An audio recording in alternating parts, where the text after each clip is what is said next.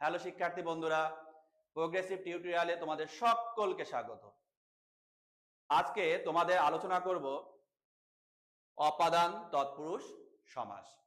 অপাদান তৎপুরুষ সমাস কাকে বলবো? না, যে তৎপুরুষ সমাসের পূর্বপদের সাথে হতে, থেকে, যে ইত্যাদি অপাদান কারকের বিভক্তি বা অনুসর্গ যুক্ত থাকে এবং সমাসবদ্ধ হওয়ার সময় সেই বিভক্তি বা অনুসর্গ লোপ পায়, তাকে অপাদান তৎপুরুষ সমাস বলে। সংক্ষেপে বলতে গেলে কোনো কিছু থেকে বিচ্যুত হওয়া, উৎপন্ন হওয়া, গৃহীত হওয়া, ভয় পাওয়া বোঝালে অপাদান তৎপুরুষ সমাস হয়।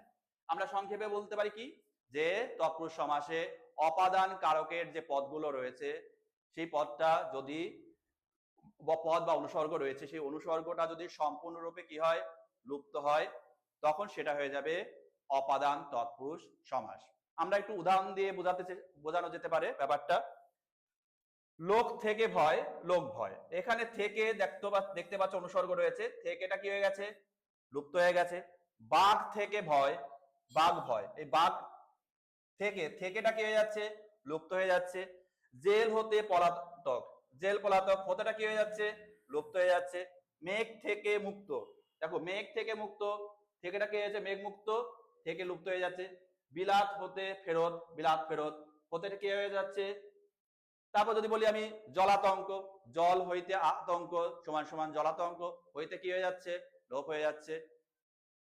তাহলে এইভাবে অপাদান কারকের কি হচ্ছে, বিভক্তি বা অনুসর্গ, বিশেষ করে অনুসর্গ যদি লুপ্তপ্রাপ্ত হয় তাহলে কি হবে, সেটা অপাদান তৎপুরুষ সমাস হবে।